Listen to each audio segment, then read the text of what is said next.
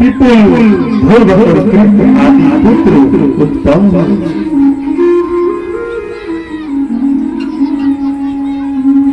पूर्वी से पूर्वज भद्रवाहा भद्र आदि 12 भद्र हुए, जिसे आप सावन भादव आश्विन कार्तिक अघन पुष माघ फागुन चैत्र वैशाख, उसका पुत्र है। ध्यान देंगे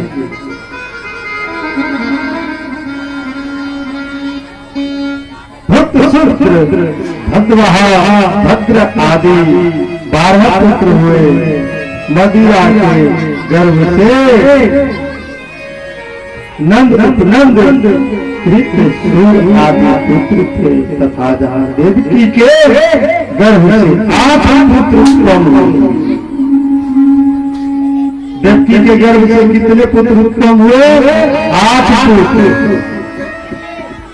कीर्तिमाला कीर्तिमान सुमेध भद्रसेन ऋद्धि समरदार भद्रा और शेष अवतार बलराम परीक्षित तुम्हारा परीक्षित सोभाग्यति सुभद्रा देवकी की पुत्री थी।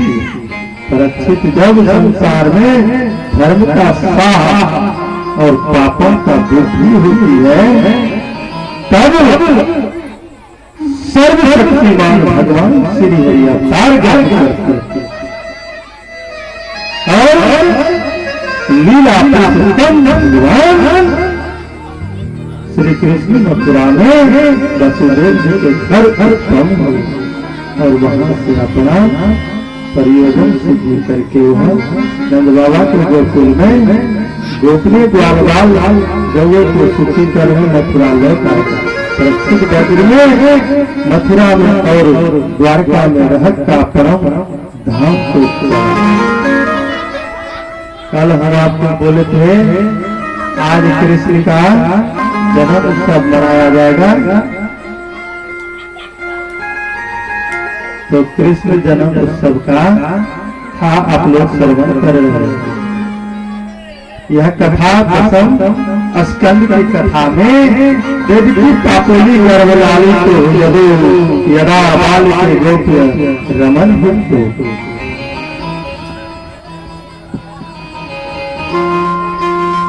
दसम स्कंद में नवम अध्याय में है।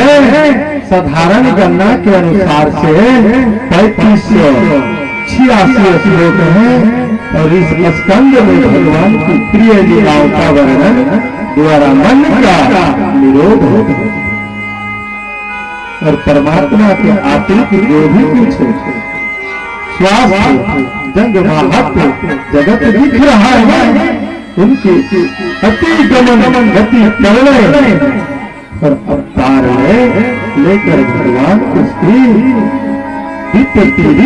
गति अनुरोध करते रहते। परम जब तमो जब अधिक बढ़ जाता है, तब भगवान नवीन रूप में सृष्टि करने के लिए करने कर दिया करते हैं। और परमात्मा जब अपनी शक्तियों के साथ सो जाता है, तब सारे जगत की निरोध प्रलय हो जाता है।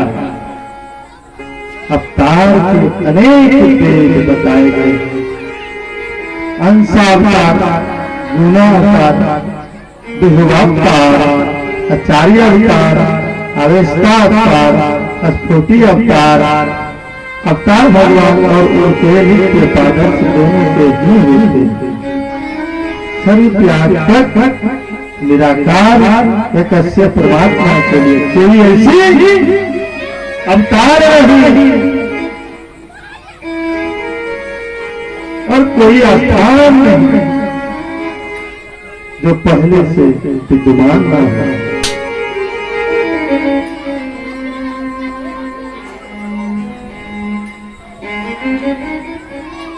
इसलिए अवतार का अर्थ है अव्यक्त रूप से विराजमान परमात्मा का व्यक्त हो जाता। जगत में जो कुछ है और जो कुछ जगत है वो परमात्मा का ही रूप है। इसलिए परमात्मा व्यक्त होने पर भी वो व्यक्त है और प्रकट होने पर भी गुप्त है। यह जगत परमात्मा की शक्ति विशेष का ही प्रकाश मात्र है और शास्त्र के अनुसार परमात्मा ने शोभा चलाया। उसने से एक कला का प्रकाश उद्भिद योनि में है और वे अत्र में कोश प्रधान और दो कला का प्रकाश सवेदत योनि में वो प्रकाश कोश प्रधान और तीन कला का प्रकाश अंडज योनि में है। ये मनो कोश प्रधान है और चार कला का प्रकाश जरायुध पशुओं में है।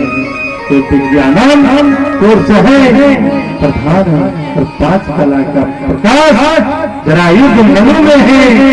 तो अनंत कोश प्रधान है और 608 कला का प्रकाश उन महात्माओं में होता है जो कोश संबंधी संध्याओं से ऊपर उठे हुए मानव शरीर 8 कलाओं से अधिक शक्ति धारण करने की क्षमता नहीं है। इसी से अधिक शक्ति की जहाँ संपूर्ति होती है वही शरीर भी दिव्य उपादानों से ही बनता है और उसका नाम अवतार होता है। 915 कला का प्रकाश अवतारक का नाम से अभिहित होता है और 16 कलाओं के अवतार को वर्ण अवतार करते हैं। और भगवान श्री कृष्ण के अवतार पूर्ण अवतार है। भगवान श्री राम का अवतार सत्य त्वच और प्रधानता से है और श्री राम मूर्तिमान है। राम विग्रहमान धर्म श्री कपिलदेव दयंत जी आदि अवतार चित्र प्रधान अवतार जिनमें अधिक से अधिक ज्ञान पैदा होता है। भगवान श्री कृष्ण का अवतार आनंद प्रधान अवतार है। सभी अवतार में सब होता है किंतु किसी किसी अवतार में विशेष धर्म का भी युक्त होता है। हे भगवान चरित्र रसायन है और ये रसायन है तो अच्छे देव के द्वारा निर्मित होना चाहिए तथा सेवन भी उसी के अनुसार। यदि व्यक्ति औषधि धन पाने की इच्छा से दबा दे तो दवा में संदेह होता है। दवा में क्या होता है? संदेह होता है।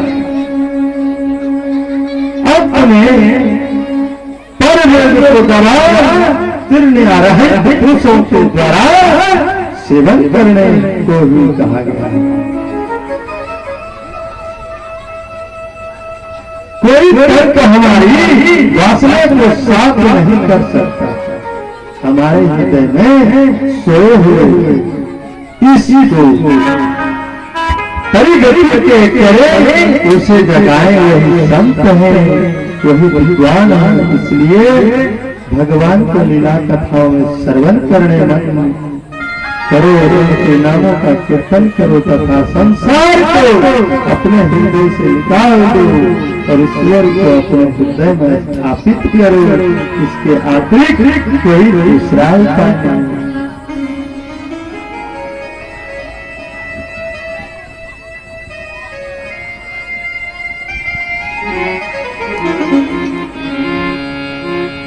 अधर में बंसी वदन मधुर नयन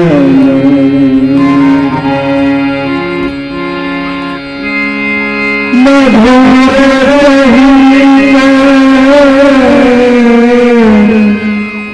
हृदय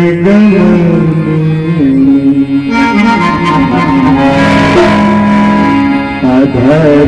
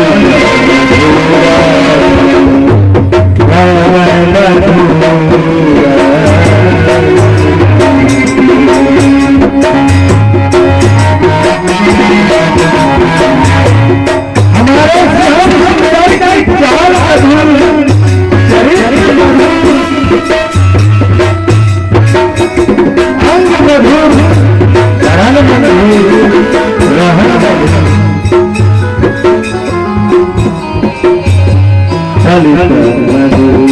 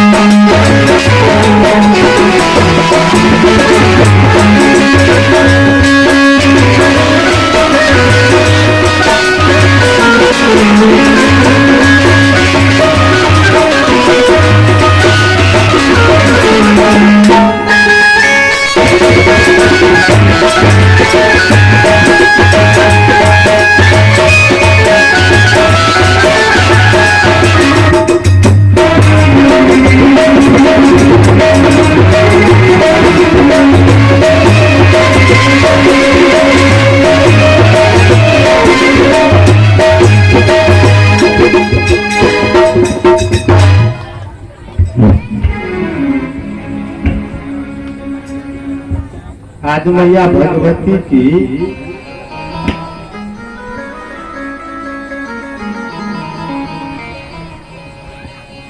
नवरात्रि थी, सभी आदमी जानते हैं। देखो, जिसके ग्राम में स्वयं साक्षात परमेश्वर की कथा होता हो, जिनके चरण से मैया भगवती उत्पन्न हुआ हो, तो पहले हमें किसे पकड़ना चाहिए?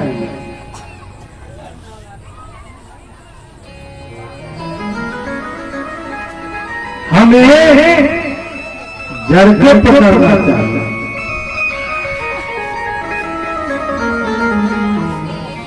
यदि आप डाल के ऊपर जाते हो तो मैं जड़ के काट दूंगा, आप नीचे गिर जाओगे। तो इसलिए मानव को पहले जड़ को पकड़ना चाहिए।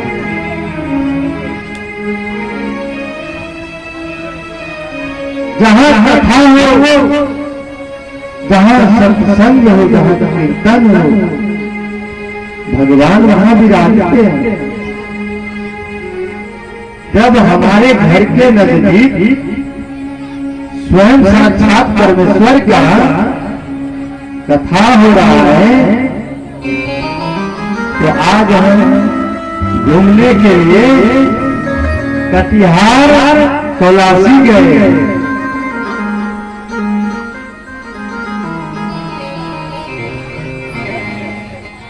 देखिए, एक मानव बहुत छल करता था। उनके पास इतना रुपया था, यदि गरीब मांगने जाते थे तो गहना बनाते थे।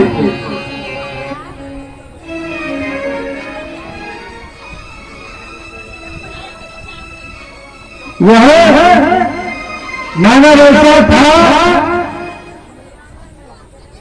न कभी भूखे की मदद किया, न कभी प्यासे को पानी पिलाया,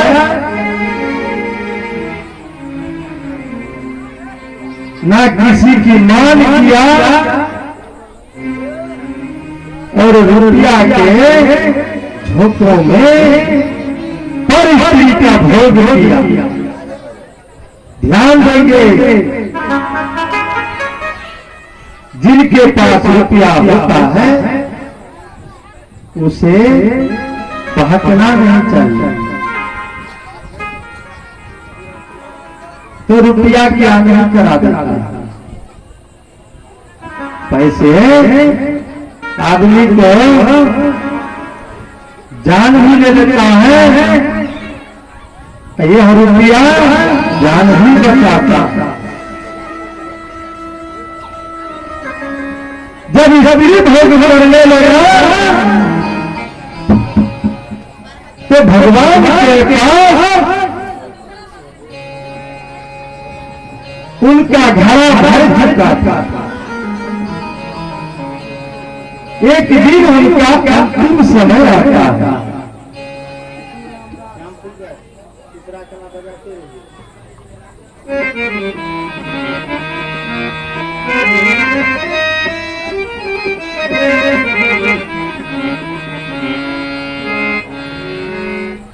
तो इस प्रकार वह अपने समय में उतावले होते रहे। यमराज को भगवान ने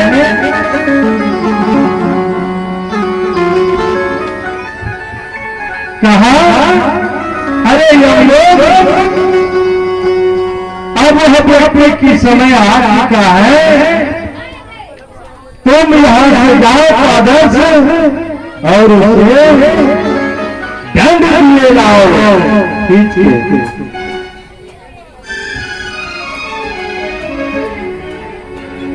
तो आप सोच रहे हो, मैंने ये 10 दिन की कथा में 11 रुपया करके पर डे देता हूं, मेरा जैसा महान कोई नहीं है।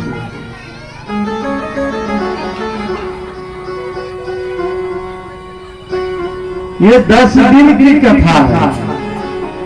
9 दिवसीय की कलश यात्रा स्थापना हुआ, रखा गया, और जब हम लोग को संपन्न करके 10वें रोज इनकी कलश को जल में फिर अर्पित कर देते। तो ध्यान दे करके सुनना मानवो,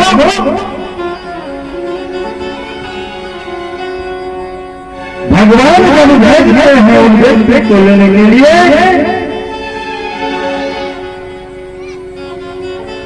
तो यम वहां से आता है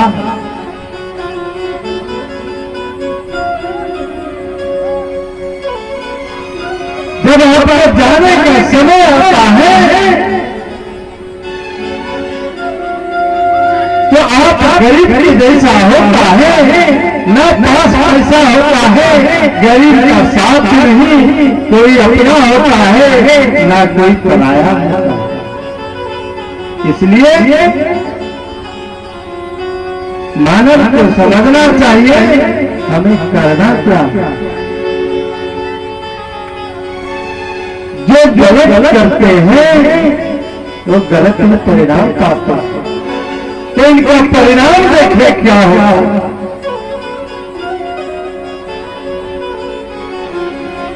जब इनका समय आया, जब लोग से झगड़ा जाए तो कहने लगा रे तुम अभी इस अवस्था में नहीं सोचो, उठो।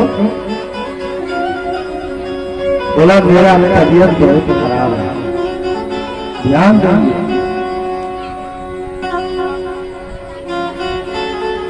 बोला तबीयत कैसे खराब क्यों हो रहा है, तुम तो बहुत विद्वान व्यक्ति हो,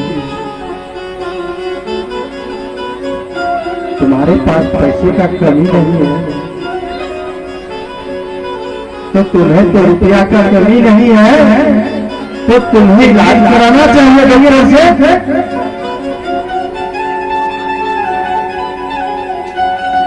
बोला बेटा को कहता हूं तो बेटा नहीं कराता हूं, पोते को कहता हूं तो इलाज नहीं कराता। बोला क्यों? जिनके लिए तुमने रुपया कमा के रखा है वो तुम्हारा इलाज क्यों नहीं कराता है। यम लोग जब आपके पास आएंगे, वो अवस्था जब आएगा तो तुम्हें ज्ञान सारा होगा, ये मेरा पुत्र है,